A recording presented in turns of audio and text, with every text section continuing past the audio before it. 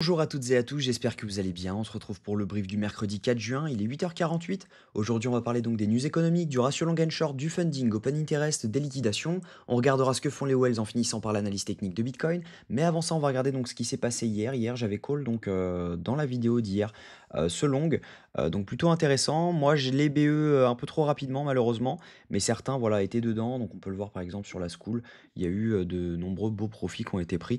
Donc plutôt cool. Il y a également un giveaway en ce moment pour ceux qui veulent nous rejoindre. Vous avez la possibilité de potentiellement gagner donc un mois, 2 mois ou 3 mois d'abonnement. Donc clairement plutôt pas mal. C'est vraiment en cash que je le donne, c'est pas en abonnement.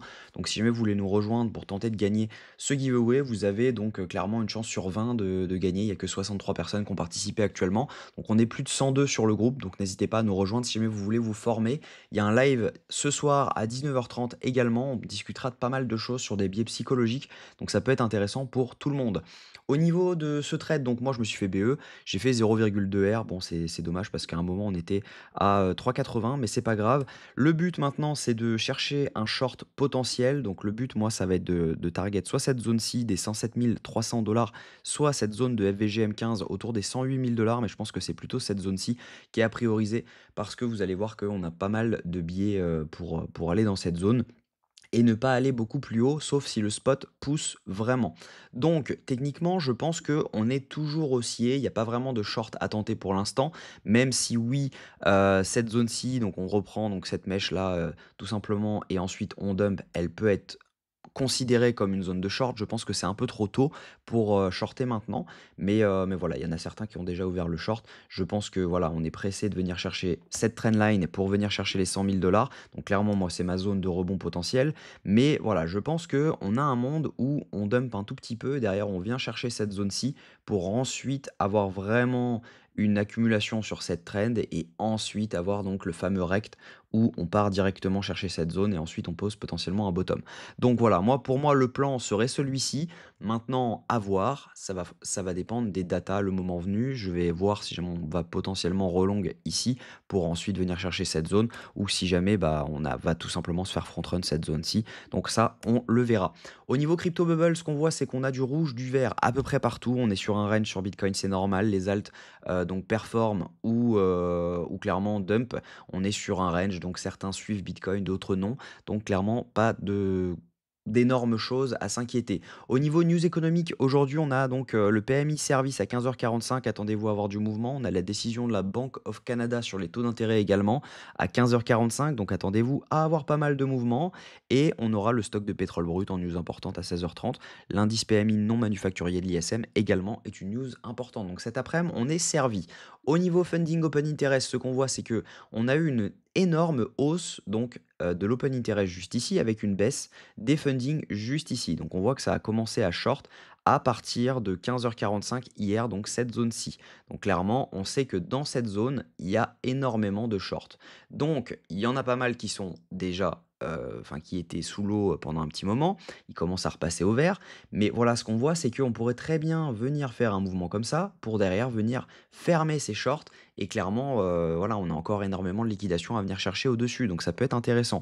Actuellement, ici, on a des gens qui sont en train de long, donc on n'est pas à l'abri de faire un petit mouvement baissier pour faire un mouvement haussier ensuite, parce qu'on voit tout simplement une hausse de l'open interest avec une hausse des fundings, ce qui veut dire que depuis 5 heures du matin, ce sont exclusivement des longs qui sont en train de s'ouvrir, donc on n'est pas à l'abri de faire une mèche de liquidité et ensuite on repart. Donc ça serait intéressant pour pouvoir potentiellement se placer ensuite en long. Au niveau liquidation, ce qu'on voit, c'est qu'on a un pic de liquidité à venir prendre jusqu'aux 104 274 $. Donc on va se le noter, 104 274 $, c'est cette zone-ci. Donc hop, on va se mettre un trait jaune. On va se mettre un trait dans cette zone-ci pour dire que c'est les liquidations. Ensuite, on a donc des liquidations à la hausse autour des 107 000 jusqu'aux 107 672 $. Et là, ça coïncide pas mal avec notre zone donc qui se trouve juste ici. Donc ça, c'est plutôt intéressant. Ce serait un front run de la zone OTE. Et donc clairement, dans les 600, on serait donc ici. Mais voilà, elles sont comprises entre cette zone-ci et cette zone-ci. Parce que quand on regarde, on a donc les 107 340 qui sont juste en dessous. Et donc les 107 672 $. Donc 340, ça nous donne à peu près cette zone-ci. Donc juste là, hop, donc c'est cette zone-ci.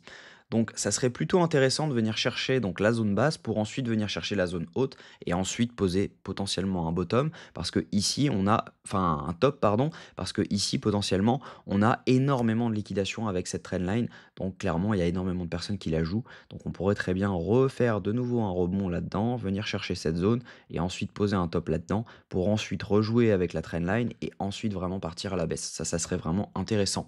Au niveau, de ce que font les whales, j'ai pas rechargé ce tableau, donc à mon avis, ça va prendre une petite minute.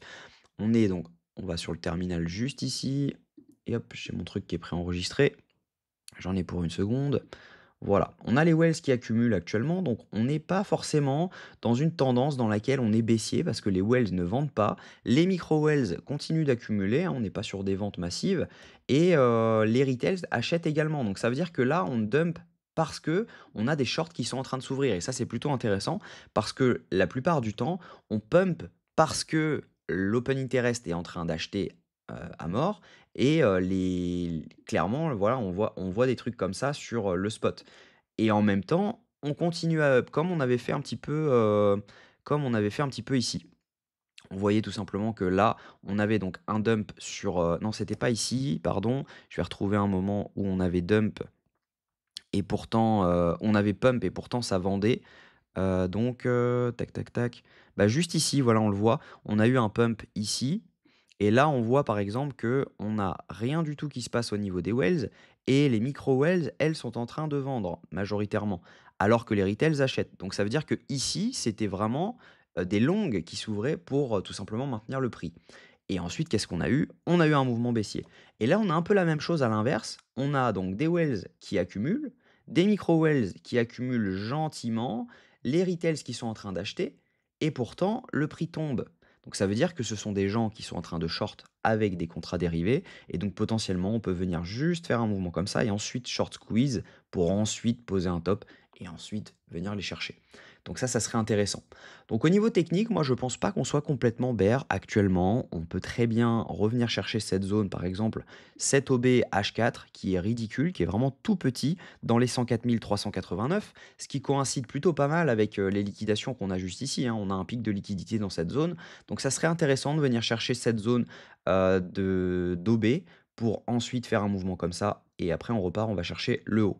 Donc ça, c'est plutôt intéressant. Et ensuite, on aura potentiellement, donc soit on vient, on pose un top ici, soit on a pas mal de liquidations également ici à venir chercher, soit donc du coup on a un FVG M15 à venir chercher dans les 109 300 dollars et potentiellement on pourrait venir chercher les 109 300 dollars pour ensuite venir chercher les 100 000 dollars.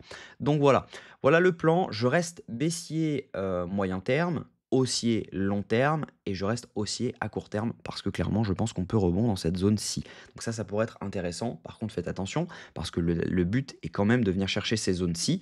Donc ça veut dire que si jamais on commence à dump sous ces zones, bah, tout simplement, on pourra venir chercher ces zones-ci directement sans pour autant passer par la case des 107 000 dollars. Donc faites attention, c'est pas non plus une confiance extrême, ça veut simplement dire que les probabilités sont à la hausse. Voilà. J'espère que cette vidéo vous a plu. Si c'est le cas, je vous invite à vous abonner, à liker cette vidéo et à commenter ce que vous en pensez. N'hésitez pas à nous rejoindre sur la School également, hein. Il y a donc pour rappel le giveaway de 300 dollars à gagner actuellement. Donc ce sera un plaisir de vous former également si jamais vous êtes débutant. Mais que vous soyez débutant, intermédiaire ou expert, clairement ce groupe est fait pour vous parce que vous allez avoir de l'entraide, une vraie communauté autour du trading. Clairement c'est vraiment intéressant et c'est vraiment cool l'ambiance qu'il y a sur ce groupe. En tout cas, je vous souhaite une bonne journée. On se retrouve demain à la même heure. Prenez soin de vous.